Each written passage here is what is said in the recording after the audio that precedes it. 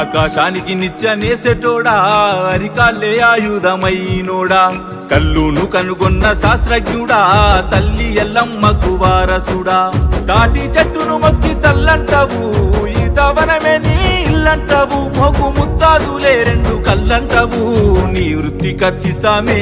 గౌడన్న ప్రాణంతో చెలగాటమే ముంతేడు కల్లు కోసం ఎంతటి త్యాగాని కొడిగడుతవే